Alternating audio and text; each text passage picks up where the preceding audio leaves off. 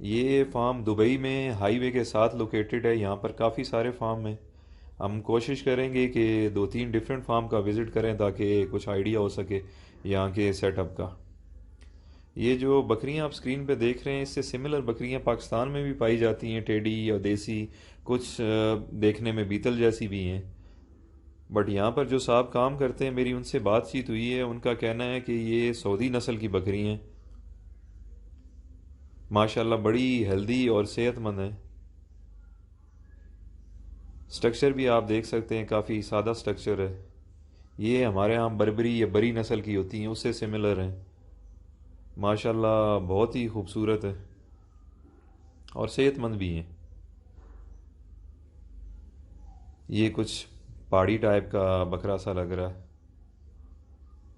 یہ سامنے جو بکری آ رہی ہے یہ بیتل کی طرح دیکھنے میں نظر آ رہی ہے، بٹ ان کا کہنا ہے کہ یہ سعودی نسل ہے، یہ بیتل نہیں ہے۔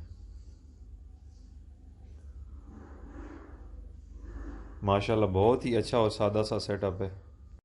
اچھا، انہوں نے سٹیل سٹرکچر سے پارٹیشن کی ہوئی ہے، یہ سٹیل کے روڈ ہیں اور جالی ہے، ان کو سیپریٹ کیا ہوا ہے نسل کے حساب سے، ایج کے حساب سے، یا پریگنٹ بکری ہیں یا چھوٹے بچے ہیں اس حساب سے۔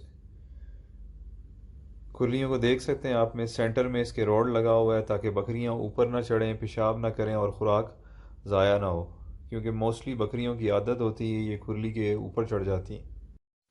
یہ ایک دوسرا فارم ہے، یہ انہوں نے بھوسا خوراک سب سٹور کی ہوئی ہے۔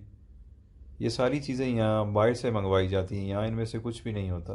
یہ ایون بکریاں خوراک سارا دوسرے ملکوں سے آتا ہے۔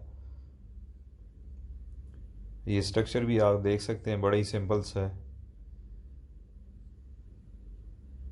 یہ ساری ان کی خوراک ہے، ٹوٹلی سٹیل سٹرکچر ہے۔ چھت پہ انہوں نے کھجور کی شاخیں جو ٹہنیاں ہوتی ہیں وہ کاٹ کے ڈالی ہوئی ہیں، حالانکہ یہاں پہ گرمی بھی کافی زیادہ ہوتی ہے، بٹ یہ رہتی ہیں۔ ان کا کہنا ہے کہ ان کو کوئی مسئلہ نہیں ہے، اسٹرکچر میں یہ ایزیلی رہتی ہیں۔ جسٹ اسٹیل کے انہوں نے آئی تھنک 3 یا 4 انچ کے پائپ ہیں، ان سے بیس بنائی ہوئی ہے اور اوپر کھجور کی شاخیں ڈالی ہوئی ہے۔ یہ ایک تیسرا فارم ہے چھوٹا سا، اس کی طرف ہم چلتے ہیں۔ ادھر بھی مجھے وہی سٹیل کا سٹرکچر نظر آ رہا ہے، سٹیل کے پائپ ہیں اور اوپر کھجور کی شاخوں کا چھت بنا ہوا ہے، اور ادھر تو درخت کا سایہ بھی ہے۔ چاروں طرف سے انہوں نے جسٹ لوہے کے پائپ لگا کے اور اچھی موٹی جالی لگائی ہوئی، مطلب کوئی اس میں دوسرا جانور یا کوئی چیز نہیں گھس سکتی، یہ کافی مضبوط جالی ہے۔ آس پاس سارے اس کا ڈیزرٹ ہے۔ یہ درخت کے سائے میں پانی پڑا ہوا ہے، انہوں نے بلو کلر کا جو نارملی پاکستان میں بھی ڈرم ہوتا ہے اس کو کاٹ کے بیچ میں سے دو کیا ہوا اور پانی کا پائپ لگا ہوا ہے۔ اچھا، آپ نے ایک بات نوٹس کی ہوگی کہ یہاں پر الحمدللہ وسائل کی کوئی کمی نہیں ہے، میرا مطلب ہے کہ کوئی بڑا سٹرکچر کھڑا کرنا، شیڈ بنانا ان کے لیے کوئی مسئلہ نہیں ہے، بٹ آپ دیکھیں گے کہ کتنا سادہ اور سستا سیٹ اپ ہے۔ یہ الگ بات ہے کہ یہ لوگ اپنے شوق کے لیے یہ کر رہے ہیں، یہ کوئی کمرشل سیٹ اپ نہیں ہے۔ میں سمجھانا یہ چاہ رہا ہوں کہ آپ سمپل بالکل سادہ سے طریقے سے بھی یہ کام شروع کر سکتے ہیں، بغیر کوئی بڑی انویسٹمنٹ کیے سادگی اپنائیں، اپنے لیے آسانیاں پیدا کریں، فضول کی لگژری دکھاوے اور خود کو ماڈرن ثابت کرنے کے لیے مصیبتیں پیدا نہ کریں۔ جب سے ہم لوگ ماڈرن ہوئے ہیں تب سے ہماری مشکلات بڑھ گئی ہیں اور مہنگائی بھی۔ مجھے اچھی طرح یاد ہے پہلے گاؤں میں کوئی مہمان آ جاتا تھا یا کبھی گھر میں گوشت پکتا تھا تو گھر میں مرغیاں موجود ہوتی تھی، کام چل جاتا تھا۔ انڈے بھی گھر کے ہوتے تھے، گندم اپنی ہوتی تھی، موسمی سبزیاں اپنے کھانے کے لیے ضرورت کے لیے لوگ خود اگا لیتے تھے، دالیں اب خود اگاتے تھے، چینی کی جگہ گڑ استعمال ہوتا تھا، لال مرچ اپنی ہوتی تھی، دودھ گھی گھر کا ہوتا تھا۔ بٹ ماڈرن ہوتے ہی یہ سارے کام ہم نے چھوڑ دیے اور اب سب کچھ بازار سے آتا ہے۔ اس سے ہوا یہ ہے کہ صحت بھی گئی بازاری اور کھاد والی چیزوں سے، اور پیسے بھی گئے ان چیزوں کو خریدنے میں۔ انگریزی کا ایک بڑا مشہور محاورہ ہے کہ growing your food is like growing your own money, کہ اپنی کھانے پینے کی چیزوں کو اگانے کا مطلب ہے کہ آپ اپنے لیے پیسہ پرنٹ کر رہے ہیں۔ آپ خود سوچیں، اگر اپنے گھر کی ضرورت کے لیے یہ سب چیزیں خود پیدا کریں گے تو آپ کے گھر کا خرچہ کتنا کم ہو جائے گا۔ اور میرے خیال میں یہ کرنا کوئی مشکل کوئی بڑی بات نہیں ہے، ایون گھر کی عورتیں گھر میں رہتے ہوئے یہ سارے کام بھی کر سکتی ہیں۔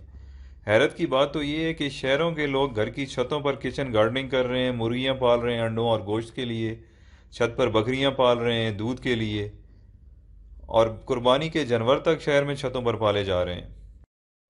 بٹ ہم گاؤں کے لوگ ماڈرن ہو گئے ہیں، ہمیں شرم آتی ہے یہ چھوٹے چھوٹے کام کرتے ہوئے، ہمیں نوکری بھی تو کرنی ہے، ہمارے پاس ٹائم بھی تو نہیں ہے۔ گاؤں کے نوجوانوں کو میں یہ میسج دینا چاہتا ہوں کہ آپ کو گاؤں سے باہر کام ڈھونڈنے کی ضرورت نہیں ہے، آپ کی زمینیں ہی آپ کی فیکٹریاں ہیں۔ اللہ تعالیٰ نے آپ کو اتنے اچھے موسم دیے ہیں جس میں ہر طرح کی فصلیں آپ اگا سکتے ہیں، آپ کو زرخیز زمین دی ہے، پانی دیا ہے، سب کچھ دیا ہے اللہ تعالیٰ نے آپ کو، آپ اس سے پیسہ اگا سکتے ہیں۔ بس آپ کو خود کو تھوڑا پالش کرنا ہے، معلومات حاصل کر کے، تھوڑی نالج حاصل کر کے، ٹیکنیک حاصل کر کے۔ اور میرا یقین کریں اس میں رکاوٹ صرف اور صرف آپ ہیں۔ جس دن آپ نے ارادہ کر لیا، کمر کس لی، اس دن اللہ تعالیٰ آپ کے لیے آسانیاں پیدا کر دے گا۔ آپ خود سوچیں، اگر جس طرح آپ نوکری پہ 12 گھنٹے 14 گھنٹے ڈیلی کام کرتے ہیں، اگر یہ 12 سے 14 گھنٹے آپ اپنے کھیت میں، اپنے فصل میں، اپنے جانوروں کے ساتھ آپ سبزیاں اگائیں، چاہے آپ بکریاں پالیں، چاہے آپ ڈیری فارم کریں یا پولٹری فارم کریں، اگر 12 سے 14 گھنٹہ ڈیلی آپ باہر سپینڈ کریں گے کھیت میں تو یہ زمین سونا اگلے گی۔ آپ سوچ بھی نہیں سکتے، نوکری وہ آپ کو کبھی بھی نہیں دے سکتی جو یہ محنت آپ کو دے گی۔ اور آپ لوگ یہ کیوں بھول جاتے ہیں کہ جہاں پر آپ نوکری کر رہے ہیں وہ بھی کسی کا کاروبار ہے، جو آپ اپنے مالک کو کما کے دے رہے ہیں وہ اسی میں سے کچھ پیسے تنخواہ کے طور پہ آپ کو دے دیتا ہے۔ یہ ویڈیو میسج ہے آپ لوگوں کے لیے، بلکہ الارم ہے ان لوگوں کے لیے جو سوئے ہوئے ہیں۔